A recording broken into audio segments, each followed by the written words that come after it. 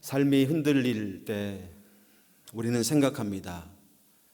환경이 바뀌어야 해. 상황이 나아져야 해.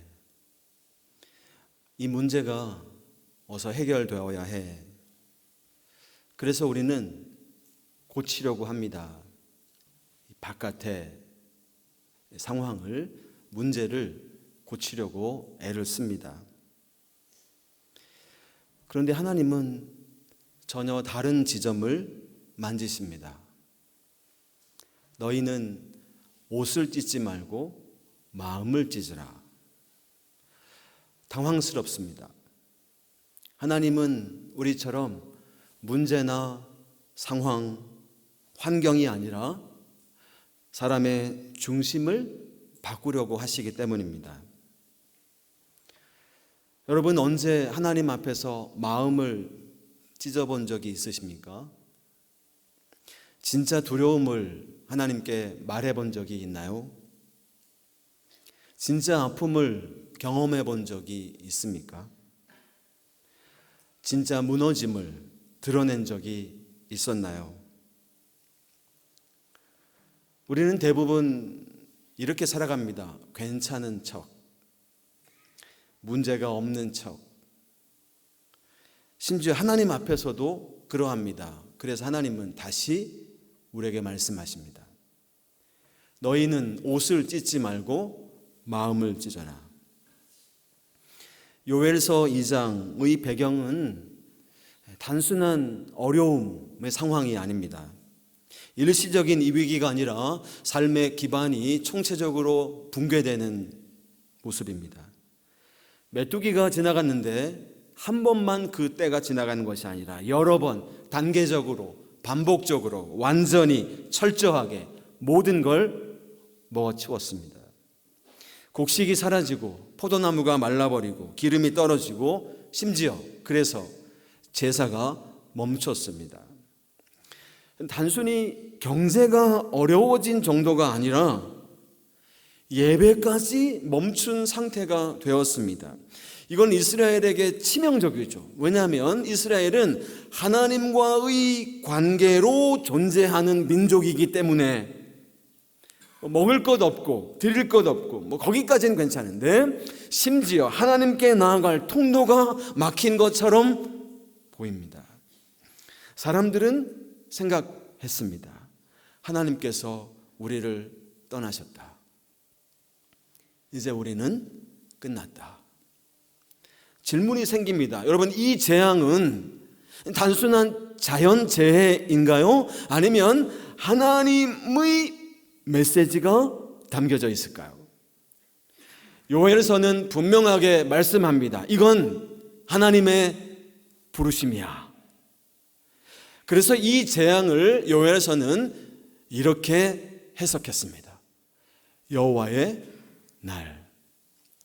단순히 심판의 날이 아닙니다. 하나님이 개입하시는 날이죠. 하나님이 침묵을 깨신 날, 하나님이 멈춰 세우신 날, 하나님이 방향을 확 돌리신 날. 왜 이런 방식으로 하나님은 일하실까요? 좀 이렇게 조용히 말씀하지 않으시고 왜 이렇게 강하게 흔드시는 걸까요? 이유는 딱 하나입니다. 우리가 평소에 잘 듣지 않기 때문입니다. 작은 신호들을 무시하기 때문입니다. 작은 글씨들을 읽지 못하기 때문에 그래요. 말씀을 흘려 듣기 때문입니다. 그래서 하나님은 때때로 우리의 삶을 흔드십니다. 관계를 흔드시고 계획을 흔드시고 기반 자체를 흔드시죠. 그리고 그때서야 우리는 비로소 멈추어 섭니다. 혹시 여러분의 삶에도 그런 순간이 있었나요? 요엘서는 말합니다. 그래서 그건 끝이 아니라 부르심이야. 그 부르심의 중심에는 이것이 있다는 것입니다. 이제라도 돌아오라. 자, 이 단어가 복음이 이제라도, 지금이라도, 이미 늦었다고 느낄 때, 망가졌다고 생각할 때, 돌아갈 수 없다고 믿을 때 하나님은 말씀하십니다. 지금도 늦지 않았다. 왜냐하면 하나님은 무너진 자리에서 시작하기를 원하시는 하나님이시기 때문입니다. 너희는 이제라도 금식하고 울며 애통하고 마음을 다하여 내게로 돌아오라. 여기서 우리가 놓치기 쉬운 것은 금식, 울며 애통이 아니라 오히려 마음을 다하여입니다. 여러분, 이 단어는 단순한 감정의 표현이 아니라 우리의 의지, 우리의 중심, 우리의 방향 전체를 의미하는 단어예요. 마음을 다하여. 부분적인 회개를 말씀하고 있지 않았습니다. 일부의 감정, 일부의 영역, 일부의 시간, 이게 아니라 하나님은 전체를 원하신다는 것입니다. 하나님은 이렇게 말씀하시는 거예요. 부분적으로 오지 말아라. 나를 여러 선택들 중에 하나로 생각하지 말아라. 우리는 때때로 하나님께 돌아오는 것처럼 보이면서도 실제로는 하나님을 추가합니다. 힘들 때만 기도하고 필요할 때만 찾고 나머지는 다 내 마음대로 내가 주도합니다. 하나님 그래요, 믿지만 돈도 붙잡고 인정도 붙잡고 관계도 붙잡아야 마음이 편해집니다. 하나님은 묻습니다. 너의 전부는 어디에 있느냐? 여러분, 성경에서 돌아온다라고 하는 표현은 단순히 이동한다는 뜻이 아니에요. 주인이 바뀌는 사건입니다. 여러분, 우리가 하나님께 돌아왔다면, 진짜로 돌아왔다면 뭐가 달라질까요? 결정의 기준이 바뀝니다. 우선순위가 바뀌는 거죠. 가격표가 달라져요. 삶의 방향이 바뀌는 것입니다.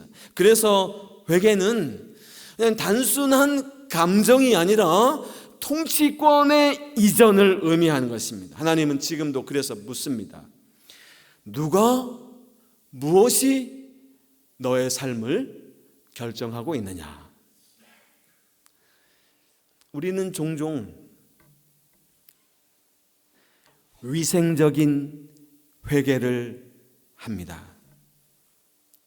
세수하듯이, 적당히 세수하듯이 입술로 몇 마디 고백하고 마음의 결은 전혀 조금도 바뀌지 않은 채 예배당 문을 나설 때가 있죠. 그것이 회개입니까? 오늘 본문에서 하나님은 서늘한 명령을 내리십니다. 너희는 옷을 찢지 말고 마음을 찢고 너희 하나님 여호와께로 돌아올지어다. 여러분, 옷을 찢는다는 것은요, 그 당시 사람들에게 가장 강력한 회개의 표현이었어요. 공개적인 행동이고요, 감정의 과시예요. 근데 하나님은 그걸 보고 말씀하시는 거예요. 그건 회개가 아니다. 왜 그런가요? 겉은 찢어졌는데 속은 그대로이기 때문에 그렇습니다. 여러분, 두렵게도 이것이 오늘 우리들의 모습일 수 있어서요, 예배는 드리는데 마음은 꼭꼭 닫혀져 있을 수 있고, 기도는 하는데 실제로는 아무것도 내려놓지 않으며, 눈물은 흘렸는데 삶은 그대로일 수 있기 때문입니다. 하나님은 그래서 말씀하시죠. 마음을 찢어라. 여러분, 이 마음을 찢는다는 것은요, 단순히 그냥 아프다는 게 아니에요. 구조가 무너졌다는 뜻입니다. 여러분, 내가 옳다는 확신, 내가 붙잡고 있었던 정당성, 내가 유지하고 있었던 나름의 좋은 이미지들, 이 모든 것이 하나님 앞에서 무너졌다는 것입니다.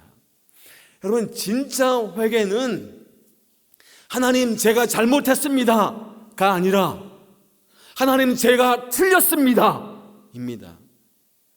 물론 이것은 좀 위험한 자리예요. 왜냐하면 이거 되게 우리가 두려워하고 있는 거거든요. 우리가 정말로 두려워하는 것은 이 통제력을 잃어버리는 거예요. 내 삶에 대한 통제력을 잃어버리는 것을 우리는 너무나 두려워하기 때문에 그래요. 그래서 마음을 숨기죠. 상처를, 죄를, 두려움을 숨깁니다. 그리고 말해요. 괜찮습니다. 하나님 말씀하십니다. 괜찮은 척 하지 말아라. 여러분, 우리는 왜 마음을 열지 못할까요? 들킬까 봐? 무너질까 봐? 거절당할까 봐? 그래서 우리는 다친 채로 살아가는 걸 선택하죠. 결과는 뭘까요? 관계는 끊어지고 사랑은 막히고 하나님과도 멀어집니다. 제가 12소선지서 읽으면서 지금 영화를, 그동안 제가 보았던 영화들을 돌아보고 있는데요. 오늘도 영화 한 편 보겠습니다. 디즈니 애니메이션이라고 해서 아이들 만화 영화가 아니라 제가 보기엔 어른들을 위한 애니메이션, 인사이드 아웃. 이 영화는 한 소녀의 안에 있는 마음속에서 벌어지는 이 감정들의 이야기예요. 주인공 라일리, 밝고 명랑하고 행복한 아기였는데요. 어느 날 갑자기 낯선 도시 샌프란시스코로 가족이 이사를 갔습니다. 친구도 익숙한 환경도 모두 다 사라져요. 처음에는 잘 버팁니다. 괜찮은 척해요. 부모님에게도 이렇게 웃음을 보여드리고 잘 적응하려고 애를 씁니다. 근데 마음속에서는 심각한 일이, 이 감정들이 벌어지고 있어요. 슬픔은 억눌려지고 기쁨을 억지로 유지하려고 애를 쓰고 이 감정들의 균형을 잃기 시작하는 거죠. 시간이 갈수록 라일리는 변하고 맙니다. 감정이 사라지고 관계가 흐려지고 삶의 색깔이 흑백으로 사라집니다. 결국 누구에게도 말하지 않은 채 집을 떠나게 되죠. 완전히 무너지는 방향으로 가는데 결정적인 장면이 있었습니다. 버스 안에서 라일리가 갑자기 멈추죠. 마음이 열립니다. 그리고 나 힘들어. 이 한마디와 함께 그동안 눌렸던 감정이 터져나오고 눈물이 흐릅니다. 무너지죠. 그 다음에 무슨 일이 벌어집니까? 돌아갑니다. 집으로. 부모님의 품으로. 관계가 회복되기 시작하죠. 환경은 바뀌지 않았어요. 상황도 바뀌지 않았습니다. 라일리를 바꾼 것은 뭐였습니까? 마음이 열리는 순간이었습니다. 요엘서가 우리에게 말하는 회개의 시작점이에요. 울어라가 아니라 열어라. 마음을 열어라. 영화 하나 더 볼까요? 이건 좀 많이 보셨을 것 같은데요. 미션입니다. 남미의 선교지를 배경으로 한 남자의 회개를 그립니다. 주인공 로드리고 멘도자, 노예 사냥꾼이었는데요. 돈을 벌기 위해 사람들을 사냥합니다. 잔인하게 살아가요. 어느 날 질투에 눈이 멀어서 자신의 친동생을 칼로 죽이고 맙니다. 그러면서 삶이 무너져요. 죄책감에 짓눌린 그는 가브리엘 신부를 만나 그를 따라 남미의 원주민 선교지로 향합니다. 근데 그냥 가지 않아요. 자기 스스로에게 벌을 줘요. 무거운 갑옷, 칼, 쇠사슬, 자기가 쓰던 과거의 무기들을 하나로 묶어서 자기 몸에 묶고 걸어갑니다. 가파른 폭포 절벽을 기어 올라가죠. 넘어지고 끌리고 무게에 짓눌려 올라가지 못합니다. 그 짐은 단순한 물건이 아니라 자기의 죄, 자기의 과거, 자기의 자아. 겨우 정상에 도착했는데 과거에 자기가 잡아갔던 원주민들이 둘러쌌습니다. 한 사람이 칼을 들고 다가오죠. 로드리고는 눈을 감습니다. 이제 끝이구나. 이제 죽었구나. 근데 그 원주민은 그의 목을 베지 않습니다. 대신 그의 몸에 묶여있던 무거운 짐, 끈을 끊어버립니다. 그리고 그 짐은 폭포 아래 깊은 물속으로 떨어지죠. 순간 로드리고는 무너집니다. 주저앉아 오열합니다. 여러분, 회개는 내가 나를 벌하는 것이 아닙니다. 내가 나를 증명하는 것도 아닙니다. 하나님이 끊어내시는 것입니다. 여러분, 요엘서가 말하고 있는 마음을 찢는다는 것은 바로 그 자리죠. 내가 붙잡고 있었던 죄, 내가 끌고 다니던 나의 과거, 그것이 끊어질 때 비로소 사람은 울게 되고 그 자리에 은혜가 들어옵니다. 그는 은혜로우시며 자비로우시며 농하기를 더디하시며 인애가 크시사. 여러분, 제가 질문을 하나 드리고 싶어요. 여러분, 하나님이 우리에게 회개를 요구하시는 이유는 뭘까요? 하나님이 저와 여러분들에게 회개를 요구하시는 이유가 뭘까요? 사람들은, 혹 우리들은 이렇게 생각합니다. 하나님이 나에게 실망하셨기 때문에 회개를 요구하신다고요. 하나님이 나에게 대해서 무척이나 화가 나셨기 때문에 나에게 회개를 요구하신다고요. 아니요. 요엘서는 정반대로 말합니다. 여러분, 하나님이 은혜로우신 분이시기 때문에 우리에게 회개를 요구하신대요. 하나님이 자비로우시기 때문에, 농하기를 더디하시기 때문에, 인애가 크시기 때문에 우리에게 회개를 요구하시는 분이래요. 하나님의 성품이 그렇기 때문이랍니다. 포기하지 않으시는, 끝까지 기다리시는 분이시기 때문에 우리에게 회개를 요구하신대요. 그러고 보면 회개는 심판을 피하기 위한 행동이 아니라 사랑의 품으로 돌아가는 우리의 반응인 것입니다. 여러분, 우리가 하나님 품에 돌아갈 수 있는 이유는 우리가 다 준비가 되었기 때문이 아니라 하나님이 준비하고 계시기 때문인 것입니다. 하나님은 우리들의 회개를 보고 사랑하시는 것이 아니라 우리를 사랑하시기 때문에 회개로 부르시는 분이십니다. 이걸 놓치면 회개는 부담이 되고 짐이 되죠. 그러나 이것을 붙잡으면 회개는 사랑 가득한 초청이 되는 것입니다. 그 후에 내가 내 영을 만민에게 부어주리니. 여러분, 그 후에, 이거 언제 여러분? 마음이 찢어진 후에, 마음이 열리면 부어진다는 것입니다. 더 충격적인 표현은 그 다음이에요. 만민에게. 정말로요? 진짜로? 모든 사람들에게. 이게 혁명적인 선언이에요, 여러분. 특정 계층이 아니라, 특정 영적인 엘리트들만이 아니라 누구에게나, 자녀든지 노인들, 젊은 사람들, 남정이나 여정에게까지 전부 다 누구에게나. 여러분, 이게 뭘 의미하는 걸까요? 누구에게나 라는 말이, 하나님은 차별하지 않으시는 분, 그런 뜻이 아니에요. 하나님은 막힌 것을 전부 다 깨트리시는 분이시다라는 것이에요. 만민에게, 누구에게나 막힌 다음 없이. 그리고 마지막 32절, 누구든지 여호와 이름을 부르는 자는 구원을 얻으리니. 조건은 딱 하나입니다. 부르는. 부른다는 것은 단순히 소리로 발음을 낸다는 것이 아니라 의존한다는 거예요. 의탁한다는 것입니다.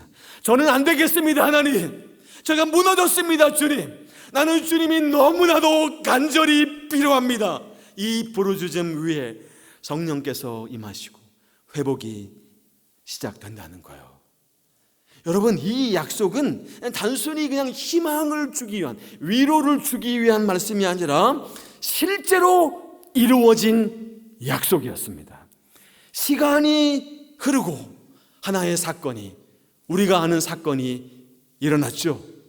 사도행전 2장 오순절날 일어났던 그 사건 말이에요. 사람들이 한자리에 모여 있을 때 하늘로부터 급하고 강한 바람 같은 소리가 들리더니 불의 혀같이 갈라져서 사람들 위에 임하였던 것 아니겠습니까? 놀라운 일이 벌어진 것이죠. 사람들이 말하기 시작하였는데 다른 언어로 말하기 시작하였어요. 하나님을 찬양하고. 옆에 있던 사람들이 혼란에 빠졌습니다. 이 사람들 술 취한 거 아니야? 그때 한 사람이 일어났습니다. 그리고 외쳤어요. 베드로였습니다. 우리는 술에 취한 것이 아니요, 이것은 이미 선지자 요엘을 통해 말씀하신 것이요. 그리고 요엘서의 오늘 이 말씀을 인용합니다. 말세 내가 내 영을 모든 육체에 부어주리니. 여러분, 이 장면을 한번 생각해 보세요. 요엘이 말했던 그 약속이 지금 사도행전 2장 우리 눈앞에서 성취가 되고 있는 것입니다. 성령이 누구에게 임하였나요? 완벽한 사람들입니까? 성공한 제자들이었나요? 아니요. 그 자리에 있었던 사람들은 예수님 버리고 도망쳤던 사람들이에요. 두려움에 숨어 있었던 사람들입니다. 실패하고 무너졌던 사람들. 특별히 한 사람, 베드로를 보십시오. 얼마 전에 예수님 모른다고 3번씩이나 부인했던 사람 아니에요. 그가 지금 그러나 성령의 충만함을 입고 담대하게 서서 복음을 선포합니다. 뭐가 바뀐 거예요, 여러분? 환경이 아닙니다. 상황이 아니에요. 사람이 바뀌었습니다. 그 변화의 시작은 무너짐이었죠. 닭 울음소리 듣고 밖으로 나가 심히 통곡하였죠. 부활하신 주님을 해변가에서 만나 네가 나를 사랑하느냐 3번 부르시는 그의 마음이 찢어진 것입니다. 그 찢어진 자리 위에 성령이 부어진 것이죠. 여러분, 사도행전 2장은 그냥 해프닝으로 일어난 단순한 사건이 아니라 구약 성경 말씀의 약속의 성취였던 것이죠. 요엘서 2장의 약속의 성취로 우리에게 주어진 것입니다. 베드로는 그래서 외쳤습니다. 너희가 십자가에 못 박은 이 예수를 하나님이 주와 그리스도가 되게 하셨느니라. 근데 여러분, 이 말씀을 사람들이 듣고 마음에 찔렸대요. 그들이 이 말을 듣고 마음에 찔려. 여러분, 단순한 감정이 아니라 마음이 찢어지는 순간입니다. 그들이 외쳤습니다. 우리가 어찌할꼬? 베드로가 말했습니다. 회개하라. 여러분 보십시오. 요엘서는 마음을 찢으라 라고 말씀했고 사도행전은 회개하라 라고 말씀합니다. 결과는 똑같았습니다. 죄사함, 성령의 선물. 여러분, 사도행전 2장의 이야기는 과거에 일어났던 단회적인 이야기, 지금도 계속되는 이야기예요. 하나님은 오늘도 우리들의 찢어진 마음 위에 동일한 성령을, 하나님의 영의 충만함을 부으시는 것을 믿습니다. 친애하는 교회 여러분, 우리는 질문 앞에 서 있습니다. 하나님은 어디에서 시작하시는가? 우리는 종종 착각합니다. 상황이 바뀌면 나아질 거라고, 상황이, 환경이 좋아지면 회복될 거라고, 문제가 해결되면 괜찮아질 거라고. 그래서 우리는 계속 바깥을 고치기에 분주해요. 그러나 하나님은 거기서 시작하신 적이 없습니다. 하나님은 언제나 마음의 중심에서 시작하십니다. 정확히 말하면 찢어진 마음에서 시작하시는 분이시죠. 왜 그래요, 여러분? 찢어지지 않은 마음은 이미 다른 걸로 꽉 차 있기 때문입니다. 뭘로 꽉 차 있어요? 자기 확신, 자기 의로움, 자기 방식으로 가득 차 있어요. 그 안에는 하나님의 방식이 들어오실 공간이 존재하지 않아요. 그래서 하나님은 먼저 우리의 마음을 흔드시는 것입니다. 우리가 붙잡고 있었던 것을 내려놓게 하시는 거죠. 내가 옳다는 생각, 내가 통제할 수 있다는 이 착각, 내가 괜찮다는 이 자기 확신, 이것이 무너질 때 비로소 틈이 생기고 하나님은 그 틈 안으로 들어오십니다.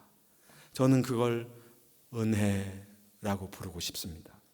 은혜는 열린 사람에게 임합니다. 은혜는 무너진 사람에게 임합니다. 오늘 설교의 결론은 더 잘 해보세요 여러분, 이거 아닙니다. 여러분, 더 버티세요, 이것도 아닙니다. 마음을 여세요. 마음을 열라입니다. 지금 저와 여러분들 안에 여전히 붙잡고 있는 것은 무엇입니까? 인정받고 싶은 욕망, 포기하지 못하는 어떤 관계, 무너질까 봐 숨기고 있는 어떤 상처. 하나님은 그걸 내려놓으라, 열라 말씀하십니다. 그것 때문에 우리들이 꽉 막혀 있기 때문이랍니다. 오늘 이 시간 그 무거운 짐을 주님의 자비라는 이 폭포 아래로 던져 버립시다. 하나님은 이 찢어진 마음을 멸시하지 않으세요. 오히려 이 찢어진 틈을 통해서 새로운 일을 행하십니다. 다시 말씀하십니다. 너희는 옷을 찢지 말고 마음을 찢어라. 그리고 아주 심플한, 단순한, 명료한 길을 우리에게 보여주십니다. 누구든지 여호와의 이름을 부르는 자는 구원을 얻으리니. 조건은 딱 하나, 부르는 것입니다. 주님, 제가 무너졌습니다. 주님, 나는 주님이 정말로 필요합니다. 그 부르짖음에 하나님이 응답하십니다. 하나님은 지금도 그 일을 시작하십니다. 어디에서요? 우리가 숨기고 있는 그 자리, 우리가 버티고 있는 그 자리, 우리가 무너지지 않으려고 애를 쓰고 있는 그 자리, 바로 그 자리에서 하나님은 다시 시작하십니다. 기도하겠습니다. 자비로우신 주님, 괜찮은 척 하지 않겠습니다. 우리의 마음이 이미 지쳐있고 상처 입었으며 무너져 있습니다. 주님, 이제는 숨기지 않겠습니다. 두려움도 상처도 하나님 앞에 그대로 내어놓겠습니다. 우리 중심을 보시는 하나님 앞에 우리의 마음을, 우리의 열린 마음 위에 주의 영을 부어 주옵소서. 메마른 심령 위에 은혜를 가득히 부어 주옵소서. 예수님의 이름으로 기도하옵나이다. 아멘. 이렇게 우리와 함께 하실 주님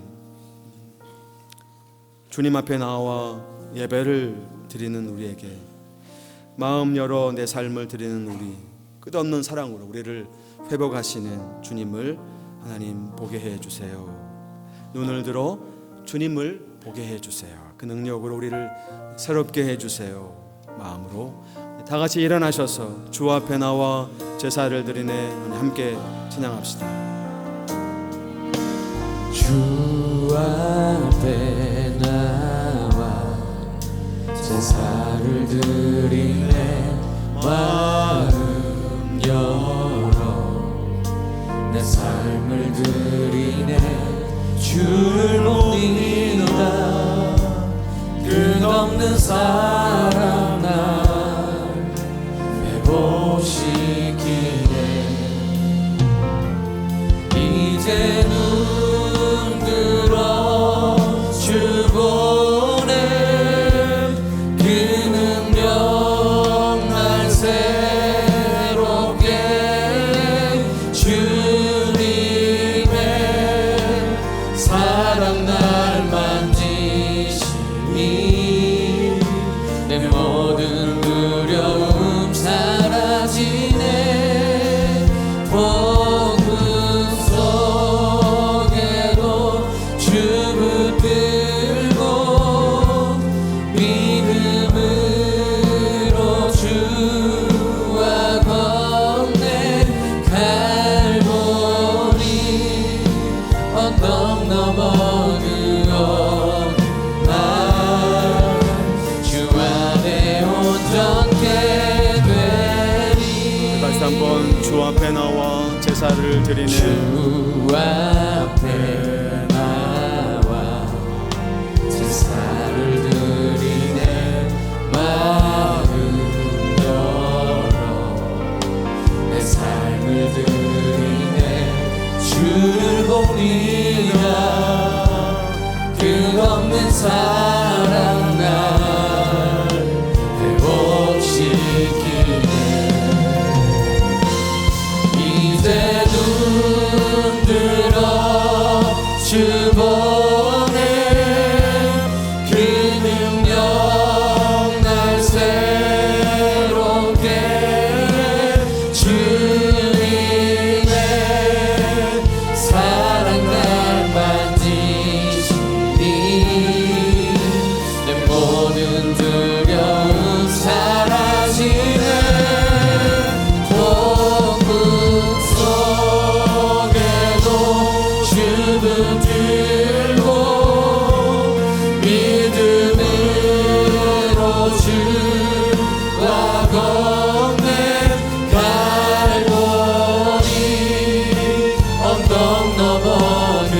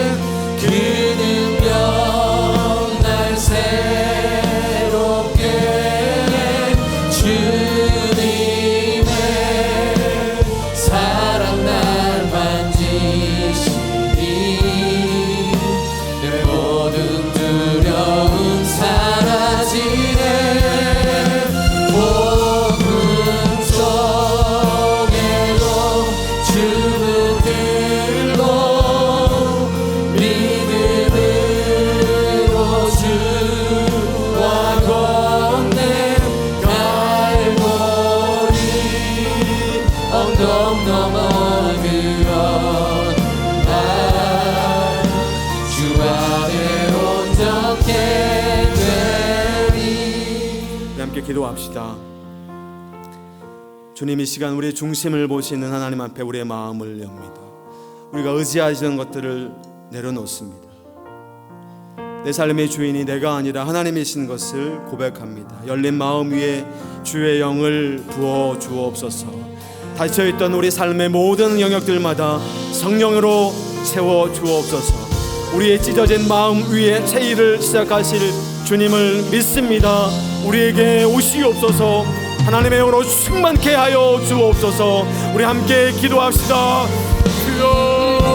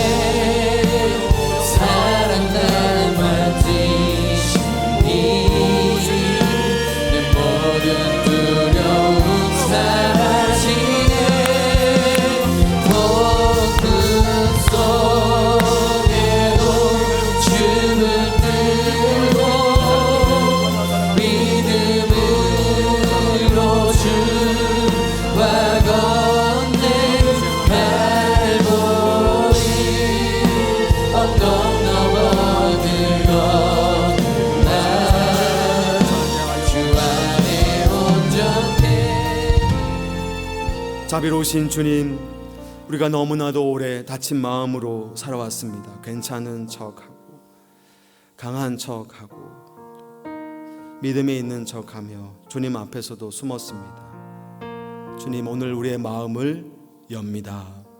우리의 두려움, 우리의 상처, 우리의 죄를 가지고 주님 앞에 나아갑니다.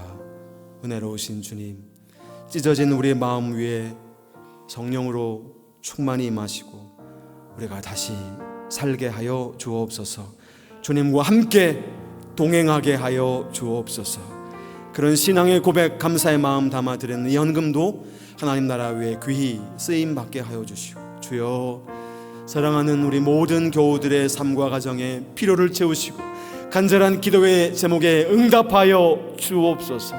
하나님이 하나님이신 것을 다시 한번 우리 입술로 고백하게 하여 주옵소서. 주여, 역사하여 주옵소서. 회복케 하여 주옵소서. 치유하여 주옵소서. 평강으로 덧입혀 주옵소서. 주 예수 그리스도의 은혜와 하나님의 사랑과 성령의 교통하심이 메마른 우리 심령 위에 은혜를 부어주시고 닫혀있던 우리의 마음 열어 주의 영으로 충만케 하시기를 간절히 바라는 사랑하는 성도들 위해 무릎 꿇고 받은 사명 이루기를 기도하는 우리 백석 학원과 백석 총회, 한국교회와 우리나라 대한민국 위에 지구촌 구석구석에 지금부터 영원토록 함께 있을지어다. 아멘.